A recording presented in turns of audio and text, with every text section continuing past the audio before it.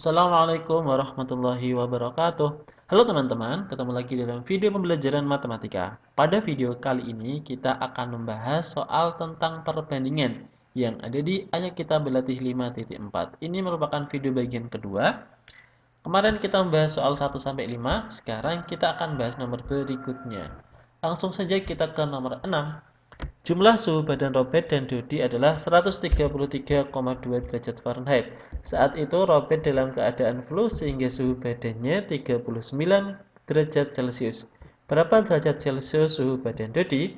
Oke, mari kita bahas. Yang diketahui dari soal, jumlah suhu Robert dan Dodi 133,2 derajat Fahrenheit. Robertnya 39 derajat Celcius. Yang ditanyakan berapa suhu badan Dodi dalam derajat Celcius?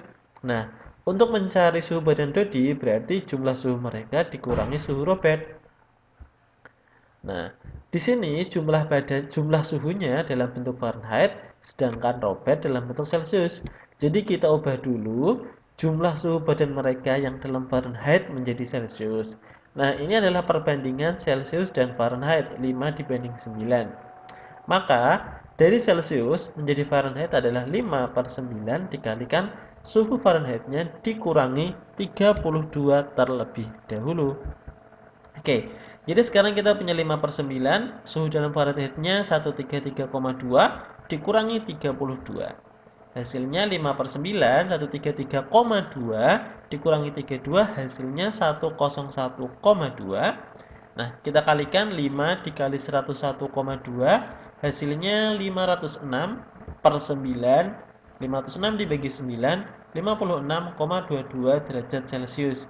Jadi jumlah suhu badan Robert dan Dodi adalah ini. Maka untuk mencari suhu badan Dodi adalah 56,22 derajat Celcius dikurangi 39, hasilnya 17,22 derajat Celcius untuk suhu badan Dodi. Next, nomor 7. Lengkapi tabel berikut. Di sini ada tabel skala, jarak pada peta, dan jarak sebenarnya. Oke, kita bahas yang pertama. Untuk membahas kita menggunakan rumus ini ya. JP sama dengan S kali JS atau S sama dengan JP dibagi JS. Kalau yang ditanya ditutupin, yang tersisa itu tinggal apa, dibagi atau dikali. Oke, kita lihat yang pertama. Jarak pada peta berarti JP. Nah, kalau JP yang ditanyakan berarti S dikali JS yang tersisa. Maka JP sama dengan S kali JS. Di sini skalanya 1 dibanding 20, 1/20. Jarak sebenarnya 1 meter, langsung tak ubah menjadi senti, berarti 100 cm. Nah, kita kalikan 1 kali 100, hasilnya 100, 100 dibagi 20, ketemunya 5 cm. Yang B, berarti yang kosong adalah jarak sebenarnya. Kalau kita pakai rumus ini, JS sama dengan JP dibagi S. Oke, JP dibagi S. Nah, jarak pada petanya 2 km. Dibagi dengan skalanya 1 dibanding 200.000. Oke, berarti ini pembagian pecahan kita ubah jadi perkalian. 2 kali 200.000 per 1, hasilnya 400.000 cm. Karena jarak sebenarnya dalam kilometer, kita ubah jadi kilometer, jadinya 4 km. Terus di sini isinya 4 km. Yang B, skalanya udah ada. Berarti yang ditanya ini jarak pada petanya. Nah, jarak pada peta itu sama dengan skala dikali jarak sebenarnya. Jarak pada peta sama dengan skala dikali jarak sebenarnya. Skalanya 1/20, jarak sebenarnya 6 meter. Kita ubah langsung jadi senti, jadinya 600 cm. Kita kalikan ya, 1 kali 600, 600 dibagi 20, ketemunya 30 cm. Jadi, jarak pada petanya adalah 30 cm. Yang terakhir, karena dengan skalanya yang ditanya jarak sebenarnya atau JS di sini, berarti JS sama dengan JP dibagi S. JS sama dengan JP dibagi S, jarak pada petanya 100 dibagi 1/1, karena skalanya di sini 1/1. Maka tetap 100 kali 1/1 ya tetap 100 cm atau 1 meter. Jadi karena skalanya 1/1, jadi nggak ada perubahan.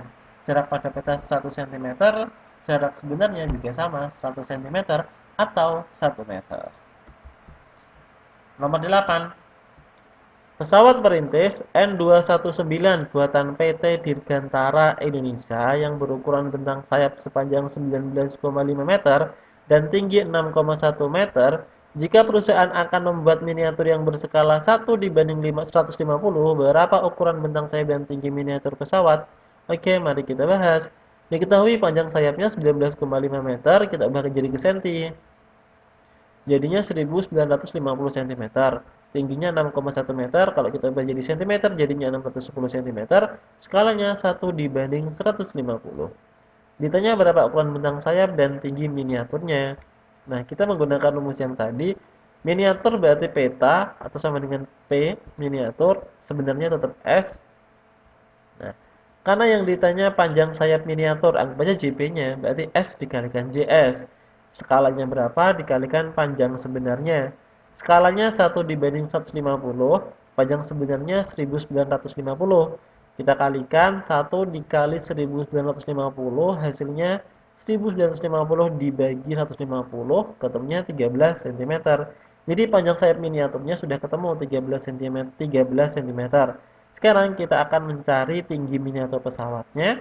Rumusnya sama, berarti skala dikalikan dengan tinggi miniatur pesawat. Tinggi sebenarnya. Skalanya 1:150. Tinggi sebenarnya 610. Kita kalikan 1 dikali 610. Ketemunya 610 dibagi 150. Ketemunya 4,067 cm. Jadi sudah ketemu panjang sayap miniaturnya 13 cm dan tinggi miniatur pesawatnya 4,067 cm. Lanjut. Tentukan tinggi pohon pada gambar di bawah ini. Oke, diketahui di sana tinggi pohonnya itu dalam bentuk T ini.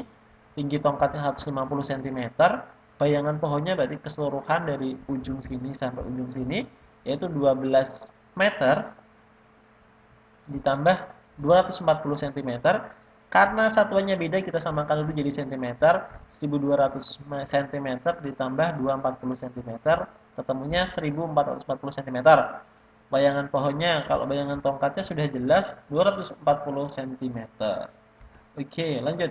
Ditanya berapa tinggi pohonnya? Nah, jawab, perbandingannya tinggi pohon per bayangan pohon, tinggi tongkat per bayangan tongkat.